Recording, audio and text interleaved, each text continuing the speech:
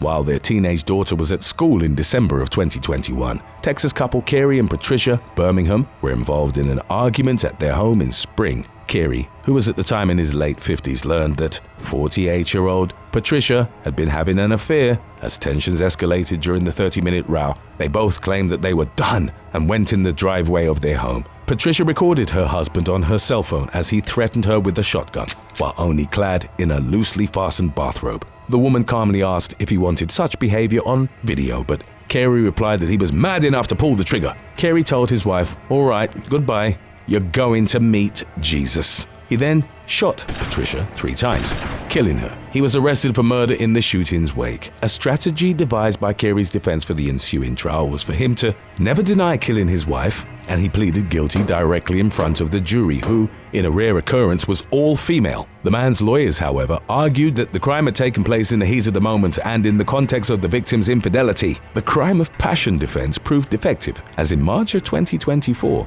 Carey was only sentenced to 10 years in prison, with parole available after 5 years. Among those outraged by the sentence was the couple's daughter, Olivia, who told ABC 13, "My dad died that day too, because the person who did that to my mum and my father aren't the same person." Number 5. David Nezovich. Leading up to February of 2024, Anna Maria Nezovich Henao was in the midst of a contentious separation from her husband, 36-year-old David Nezovich. The couple had been together for 13 years and ran a real estate business as well as a tech support company together. They lived and owned property in Fort Lauderdale, Florida, and the reported crux of the argument was the fact that Nezovich didn't want to divide their assets evenly in the divorce. After Christmas in 2023, Henao flew to Madrid, Spain, and was staying in the upscale Salamanca neighborhood. Her phone communications indicated that she'd moved on from her relationship with Nezovich and that she was using the dating app Bumble. On February the 2nd, she disappeared from her accommodation. That night, a man wearing a motorcycle helmet was caught on surveillance cameras, slipping into the complex and spray painting the lens of the security cameras outside Henao's apartment. The man left an hour later, carrying a suitcase, and 40-year-old Henao was never seen again. The woman was reported missing on February the 5th after she'd failed to show up for a trip with friends from Madrid to Barcelona. A cross-continental investigation was launched involving the FBI in Florida, as well as law enforcement in Spain, Henao's native Colombia, and the Belgrade Interior Attaché Office in Nezovich's native Serbia. In May of 2024, when Nezovich landed at the Miami International Airport, he was arrested and charged with kidnapping his wife. In the aftermath, his lawyers claimed that he'd been in Serbia at the time of his estranged wife's disappearance and that he'd never traveled to Spain. The evidence, however, seemed to indicate otherwise. Records show that he'd flown from Miami to Turkey in January and then went to Belgrade, where he rented a small Peugeot on the 29th of the month. When the car was returned in mid-March, it was found to have traveled nearly 4,800 miles. Modifications had been made to the vehicle. They included the tinting of its windows and the addition of a new license plate frame. The same model of Peugeot with tinted windows had been captured by toll booth cameras near Madrid in the late night and early morning of February the 2nd and 3rd. Investigators determined that the license plates it had at the time had been stolen from a vehicle on Henao's street. The day after her disappearance and a few days before she was expected to leave for Barcelona, Henao sent a message to a Colombian friend to say that she was running off with a man she just met and with whom she'd had an amazing connection like she never had before. Investigators believe that it was actually Nezovich who'd written the message after gaining control of his wife's phone. A few months earlier, he'd met another Colombian woman on a dating app. According to the criminal complaint, the day after Henao had last been seen, Nezovich sent the woman in question several English sentences to translate into perfect Colombian, claiming that it was for a friend in Serbia. The text was identical to the message that had been sent to Henao's friend from her phone. about the mystery man she'd met. Moreover, Knežević had physical features similar to those of the motorcycle helmet-clad man captured on CCTV, and a man matching Knežević's description was reported to have bought 2 rolls of duct tape and the same brand of spray paint used to block out the cameras from a Spanish retailer on February the 2nd. As of the latest updates on the matter, the case was ongoing, with Knežević denying any responsibility while held without bond in the US. Prosecutors expressed fears that Hanau was no longer alive, while Knežević's lawyer argued that the US didn't have jurisdiction to try a crime that had happened in Europe. Number 4. Rajai Sharif Black. In December of 2021, Maryland man Rajai Sharif Black went on Facebook Live while outside the Columbia apartment building of his ex-wife, Wendy Natalie Black. During the chilling clip, Rajai made both a harrowing confession and a horrific statement regarding his intentions. The 44-year-old spoke into the camera and revealed that he and Wendy had been locked in a messy custody battle and that she'd been lying about him abusing their 2 children. Rajai then added, "I just shot my ex-girlfriend in the head. Felt like a dream. I never thought I would be that guy." The murder he referenced was that of 41-year-old Tara LeBang. Earlier in the day, he'd broken into her Baltimore home and gunned her down. A neighbor's Ring doorbell camera captured the sound of at least 6 gunshots coming from the home. Rajai, Tara, and Wendy worked as nurses. It remained unclear when Rajai and Tara had dated, but they'd both been employed at University Health, Maryland. While outside Wendy's home, Rajai went on to say, "I can't go to prison. So the person that really started my depression and all of this is my ex-wife. So she next." He then urged those viewing the video not to lie or play with people's emotions. Rajai didn't finish his thought as he panned the camera to the front door and calmly said, "Oh, here's my ex-wife right now." He rushed towards the entrance, and before the video abruptly cut off, was heard saying, "Today's the day." Howard County authorities became aware of the video and rushed to Wendy's address, but were unable to reach her in time. Upon arrival, they found Rajai and Wendy dead from gunshot wounds in the vestibule of her apartment building. The couple's children were recovered unharmed from Rajai's BMW SUV, which was parked nearby. Number 3. Troy Armstrong. A violent car crash was reported on a country road in Malong, Australia on June the 9th of 2023.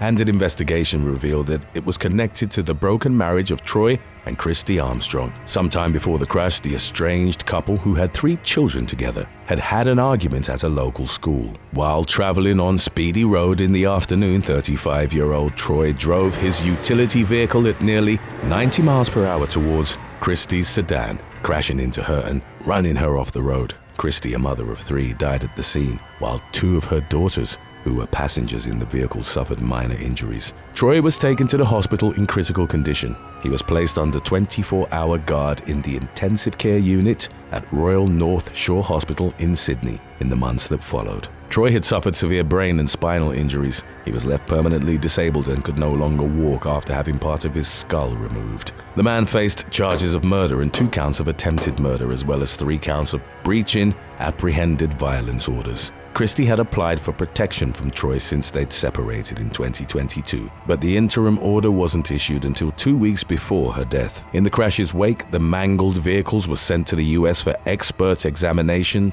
delaying the proceedings associated with the case. In May of 2024, Troy's lawyer reported that he was fit to appear in court via audio-video link. A hearing in which he was expected to make a plea was scheduled for July of 2024.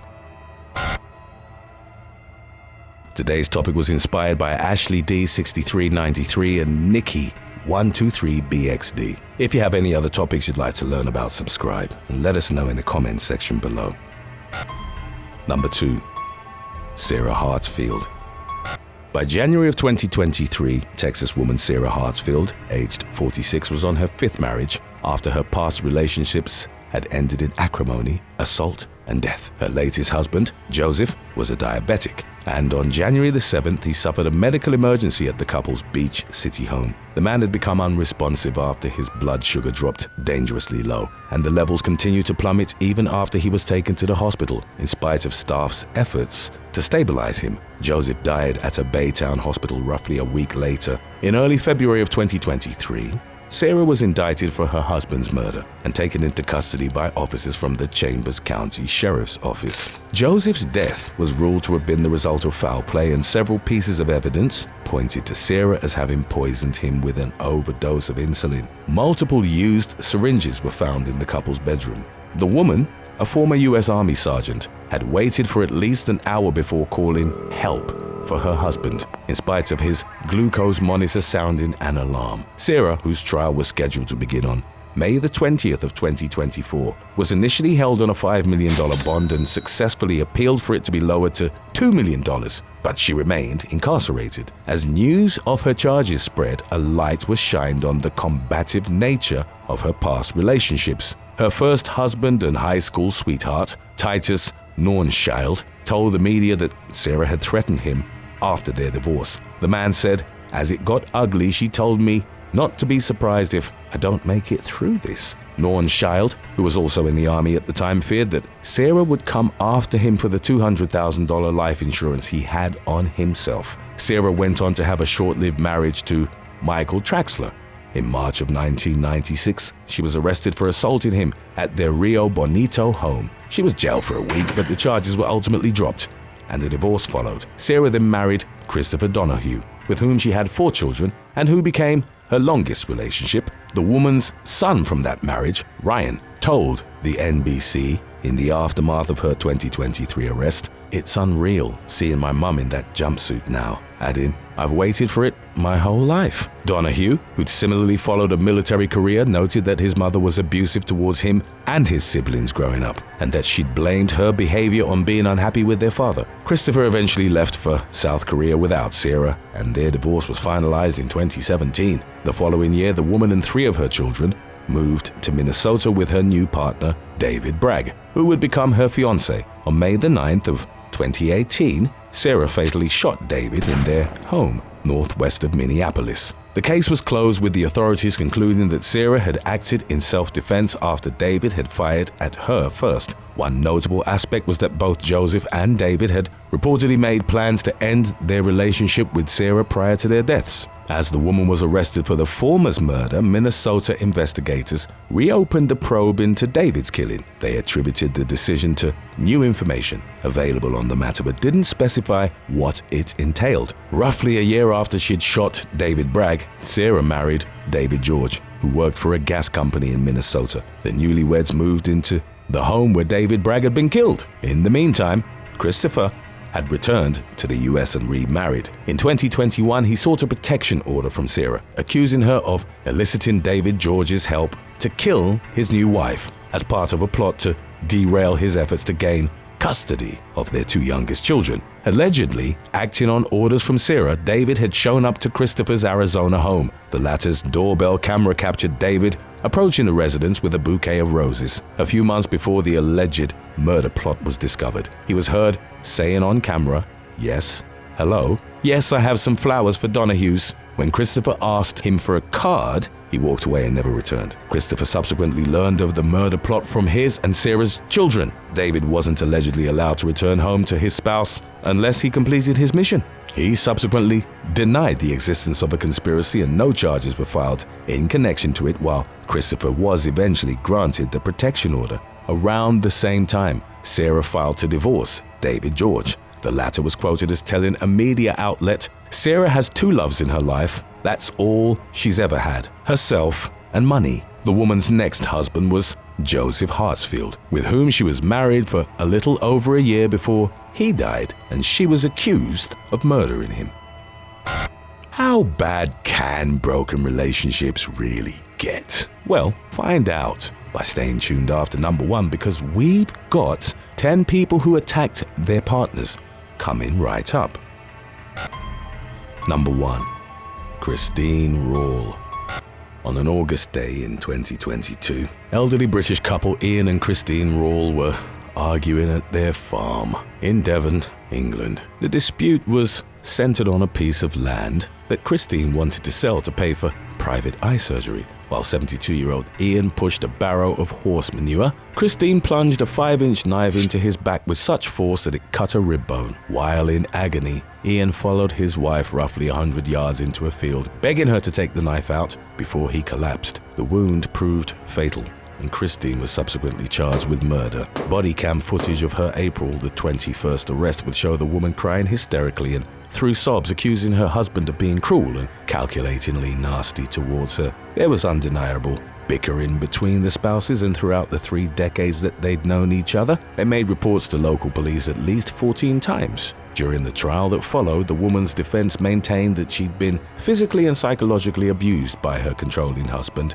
for years. They claimed that the brutal knife attack was an act of self-defense, and her losing control while suffering from a complex post-traumatic stress disorder. Testimonies from Ian's previous wife and another long-term partner didn't mention any abuse from him. The prosecution accused Christine of being the aggressor in the relationship, noting that she'd stabbed her husband another time in the past and pointing to cruel tricks that she played on him, such as putting chili powder in his underwear or wiping her backside with his ties. After stabbing Ian and as he lay dying, Christine, who was known as a horse whisperer, first made arrangements for someone to take care of her animals and only afterwards called the emergency services. The jury at Exeter Crown Court took 3 hours and 17 minutes to find her guilty of murder in the spring of 2024, jailing her for a minimum of 17 years. Judge James Adkin laid out the facts of the case as he'd interpreted them. He noted that although capable of being grumpy, obstinate, and stuck in his ways, Ian wasn't the serial domestic abuser Christine had portrayed him as. Adkin argued that the killing had been sparked by 70-year-old Christine's ungovernable temper. It had led to her attacking her husband as he was defenseless and with the intent to kill, before letting him stagger around with the blade in his back and denying him immediate help.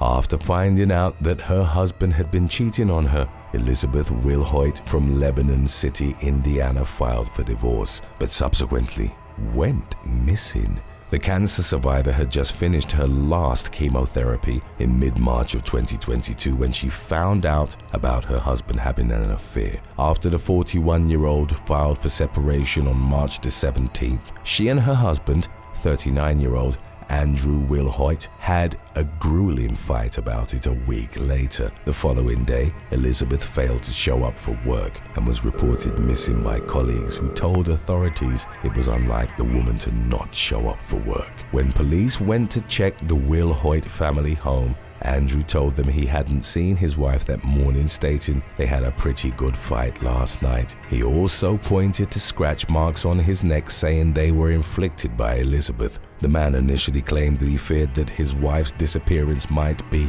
drug-related. He further stated that in the past, similar incidents had occurred, during which he'd done things to the woman that he shouldn't have. Suspicion towards Andrew was raised after detectives spoke to Elizabeth's father, who told them he believed her husband had done something to Elizabeth. Officers searched the Wilhoit's property and discovered blood on bed sheets and pillow in the master bedroom, as well as on and around the bedroom's door and bathroom sink. When Andrew was again questioned by detectives, he changed his account of the events, acknowledging that he'd hit Elizabeth in the head with a gallon-sized concrete flower pot and dumped her body in a nearby creek. An exhaustive search went on that day until the early hours of the subsequent day. At around 3 a.m., Elizabeth's lifeless body was found, partially submerged in 3 feet of water.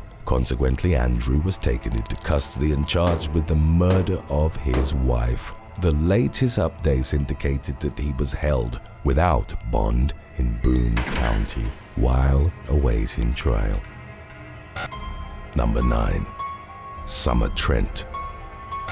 On September the 14th of 2014, a West Virginia woman was arrested in Nashville, Tennessee, after she assaulted her husband because he refused to buy her a hat. 33-year-old Summer Trent and her husband, Jeff West, were visiting the city to attend the Tennessee Titans game against the Dallas Cowboys. While the couple were at a local Margaritaville, Trent flew into a rage because West wouldn't buy her a cowboy hat. She berated him and knocked his own hat into the street. After Trent put her hands around her husband's neck, bystanders intervened by restraining her. Responding police later arrested Trent and booked her into Davidson County Female Correctional Development Center on charges of domestic assault. We don't know if Jeff went to the game or if he ended up buying the hat for his wife. Number 8. Tipperary, a family owner. 50-year-old Australian man Anthony, a family owner, was facing 6 years behind bars after being accused of hacking off his wife's fingers and toes during an argument. Anthony and his wife Tipperary, a family owner, were driving in Western Sydney on August the 29th of 2016 when they began to row about their relationship. Tipperary suggested that they should consider a separation. Anthony pulled the car over on the corner of Raby and Campbelltown roads and grabbed a machete from under the car seat. What followed was a merciless and unrelenting attack, during which the man struck at least 10 blows, chopping off 2 of her fingers as well as 2 toes, partially degloving her left hand and breaking bones in her extremities. Tipperary had to have her fingers reattached at a hospital and remained heavily scarred following the attack. In the aftermath, the 45-year-old said she had chosen to forgive Anthony. At a court hearing, she wrote a letter supporting her husband and asking for leniency on behalf of herself and their 3 children. After Anthony pleaded guilty to grievous bodily harm with intent, he was sentenced to 9 years behind bars with parole eligibility after serving 6 years. The judge had given a reduced penalty as part of the plea deal, despite the defendant already having a criminal record for domestic violence. Critics have expressed surprise at the jail sentence given to Anthony. Domestic violence support advocate Tanya Whitehouse argued that the penalty should have been longer. Whitehouse added that there needed to be a clear message to perpetrators of domestic violence that there would be severe consequences for their behavior. Number 7. Garrett Higgs. In the early hours of September the 7th of 2017, 42-year-old Florida woman Flavia Higgs was arrested for punching her estranged husband after he allegedly interrupted her while she was touching herself. Flavia's husband, Garrett Higgs, had been living in a separate bedroom from his estranged wife at their Port St. Lucie home for more than a year. When Garrett arrived home shortly after midnight on the night in question, he heard moaning and realized the noises were coming from his wife's room. He tried to go into her room, but the door was locked. Garrett banged on the door, but no one answered. Thinking there was another man in the house, Garrett got a screwdriver which he then used to get the door open. Once the door was open, he discovered that Flavia was alone. A confrontation ensued between the two, during the course of which Flavia struck the man in the face. Consequently, the pair started screaming and yelling, and the woman called 911. When the police arrived, Flavia confirmed that she'd been enjoying herself inside the room when Garrett came home. Because she was the first person to initiate the physical contact, Flavia was arrested and charged with misdemeanor domestic battery. Number 6. Anna Butt. I kept seeing my children's faces before my eyes, said Englishwoman Anna Butt, as she described the moment her ex-husband, Alec Butt, attacked her. The ordeal unfolded shortly after 5 p.m. on December the 28th of 2019. Alec hid behind bins at his ex-wife's workplace on White Ladies Road in Bristol Wearing a hoodie and a mask, covering his face to hide his identity, Alec pushed Anna against the wall as soon as she came out and used a hammer and a screwdriver to inflict significant injuries to her head, arms, and hands. He also placed his hand over her mouth to stop her screaming. At one point, Anna pulled down her attacker's hood and found out it was Alec. The unprovoked attack was witnessed by a passerby who immediately called law enforcement. Alec fled the scene but was arrested 90 minutes later near Cribbs Causeway. Anna, who was left bloodied, was rushed to the hospital with head injuries and later made a full recovery from the physical wounds. Alec initially denied being responsible for the attack, but later admitted to the crime and said that it was to punish the woman for leaving him. He was found guilty of grievous bodily harm. During his trial in March of 2021, the 71-year-old was jailed for 7 years and 9 months, the final third of which would be served on license. Additionally, he was ordered to pay a $250 victim services surcharge. Anna said in her personal statement that during her 18-year marriage with Alec, she always had real fears that he'd do something violent, also adding that she thought she was going to die during the attack and that following the incident she lived her life in fear. Anna later released the shocking images of the injuries she'd suffered, urging other domestic abuse victims to speak out. Number 5. Yaricel Contreras Garcia. 25-year-old Yaricel Contreras Garcia from Millsboro, Delaware, was facing charges in the wake of a domestic dispute that ended in a collision and serious injury. In the afternoon of August 2nd of 2018, Contreras Garcia was driving an SUV in the area of Phillips Branch Road and Harbison Road. Moments later, she saw her husband riding his motorcycle with his mistress riding on the back of the bike. The wife subsequently steered her SUV into the motorcycle's direction, hitting it with the passenger side. The SUV sustained substantial damage upon impact and the bike was knocked over, causing injuries to the man and his mistress. Meanwhile, Contreras Garcia pulled over beside the bike, got out of the vehicle, and proceeded to confront the girlfriend. A fight broke out between the two, at which point state police were called. Responding troopers arrived and took Contreras Garcia into custody on several charges, including assault, possession of a deadly weapon during the commission of a felony, and reckless endangerment, among others. The female victim was transported to an area hospital where she was treated for serious injuries, while the male victim declined medical treatment. At the scene, after Contreras Garcia's arraignment, she was committed to the Dolores J. Baylor Women's Correctional Institution on a $70,000 bond. Number 4. Megan Moss. In June of 2019, Megan Moss from Vancouver, Washington, suffered multiple critical injuries after her husband attacked her with a machete inside their home. Moss and Samuel Laughlin, both aged 28, had been married in 2010 and had known each other since they were 13. Prior to the horrific attack, the couple were having marital issues. On the evening of June the 7th of 2019, Moss went out with a friend. Shortly after midnight, Laughlin started texting her, accusing her of cheating on him. He threatened her, saying he'd come to their location and murder her friend. Consequently, Moss called him and they started to argue. The man told her she needed to come home and take care of their kids. After the call, Laughlin brought a machete downstairs and left it on a chair in the living room before going outside to wait for his wife's return. Upon the woman's arrival, an argument between the couple ensued in the living room, during which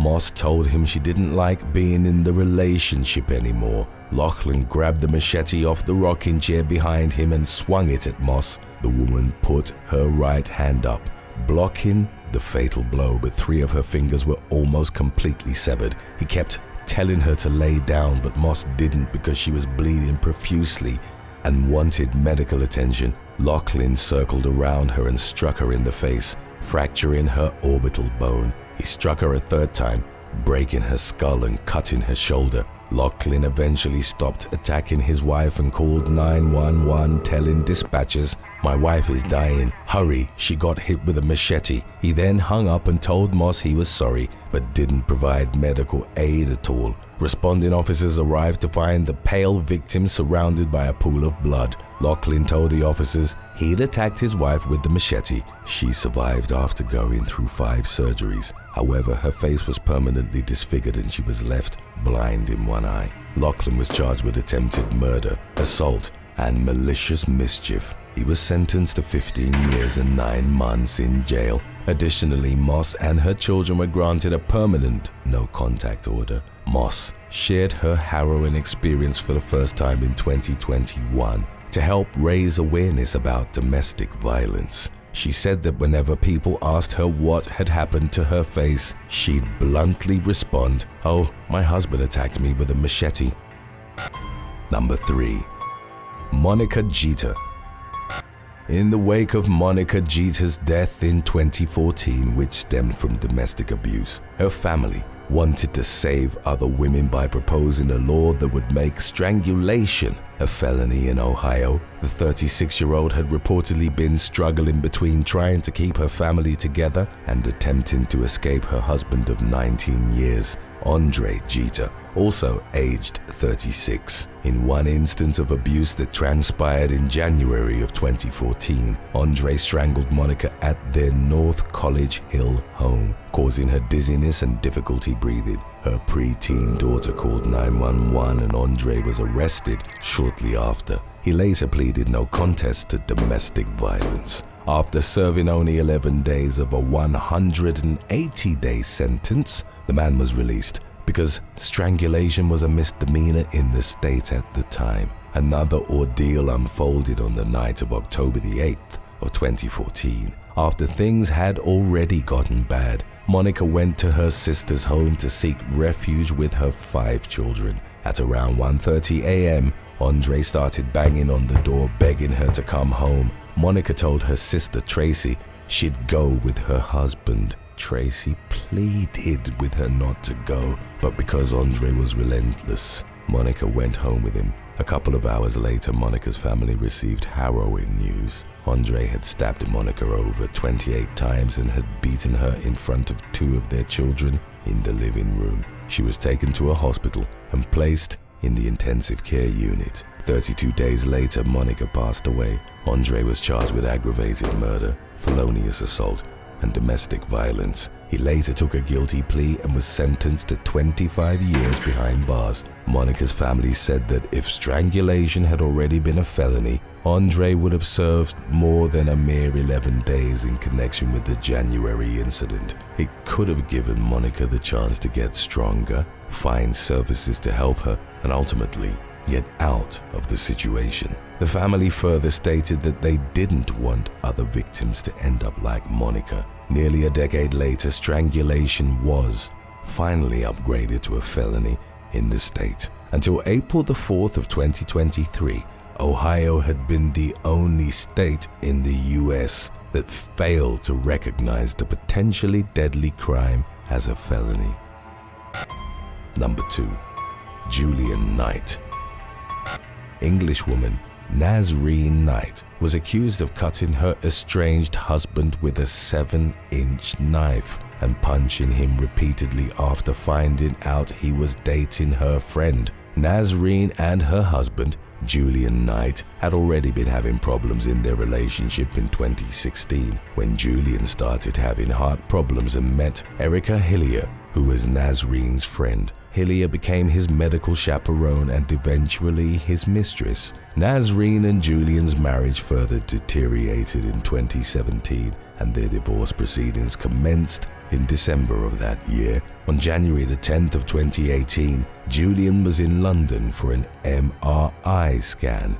The following day, Hillier dropped him off at his How-on-the-Hill home. Nazreen demanded to know where he'd spent the previous night before lunging at him while trying to grab his phone. Julian decided to leave the house, at which point Nazreen struck him in the head. The man lost his balance, knelt on the floor, and was repeatedly punched and kicked. Julian managed to get out of the house and into his Land Rover. He tried to drive away, but Nazarene also got into her Nissan and drove into Julian's vehicle. Hillier subsequently arrived and Nazarene turned her attention to her, throwing punches at her and pulling her hair. Shortly after, Nazarene was arrested on assault charges. Following the incident, she was released, provided that she wouldn't contact Julian. Nevertheless, the estranged wife was back at the residence 8 days later, demanding Julian to drop the charges so she could secure a job opportunity. Nazarene left, but was back 4 hours later,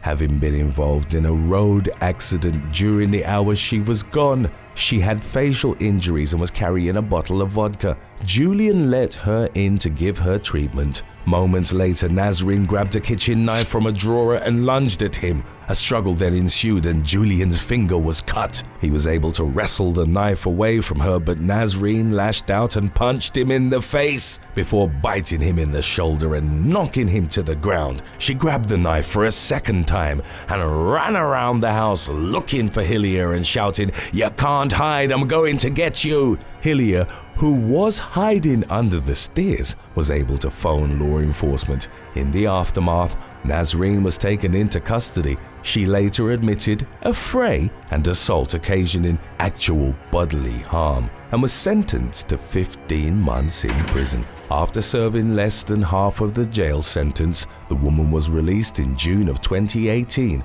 after London's appeal court heard that she hadn't seen her children since her incarceration and that she was remorseful. Number 1.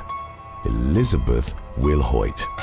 Scottish woman Claire English was battered and strangled to death in Stirling by a man she'd been dating for only a couple of weeks. English had been on and off with McGowan before. In September of 2021, the 28-year-old had announced on Facebook that she was in a relationship with Christopher McGowan, aged 26. McGowan had just been released after a bail hearing during which he told the court that he was desperate to be released as his mother had recently died and he did not want to attend her funeral in handcuffs. He claimed that he wanted to kick his Valium habit and stop drinking, adding that he was in a positive relationship with a new girlfriend. Despite having no less than 39 previous convictions on his record, the court was easily convinced and McGowan was granted bail to Claire's address. When McGowan arrived at English's residence, he started pawning her possessions. On November the 23rd of 2021, he received a community payback order,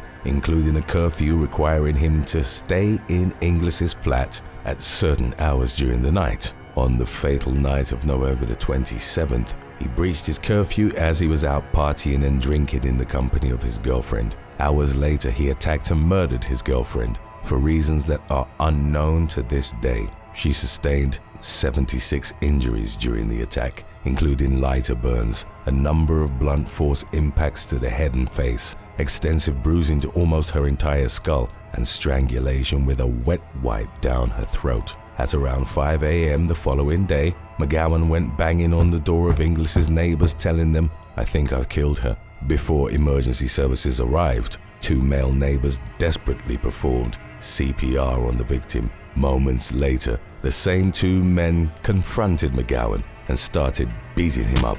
When paramedics arrived, the 2 men pointed to McGowan as the killer. The paramedics subsequently found English on her bedroom floor, not breathing, with no heartbeat, and a baby wipe so deep in her throat that they couldn't get an airway tube into her without removing it. McGowan was taken into custody on suspicion of murder during his trial. Taxi driver David Addison told the court that he'd picked up the couple on the evening of the killing. Addison said that after English left the taxi, McGowan said under his breath, "I'll kill you." The defendant denied the allegations against him and claimed that he'd acted in self-defense. Nevertheless, he was convicted of murder on September the 28th of 2023. A month later, McGowan was sentenced to life imprisonment and was required to serve 23 years behind bars. Thanks for watching. Would you rather date a diagnosed sociopath or be trapped in a nature park with a hungry pack of wolves on the loose? Let us know in the comments section below.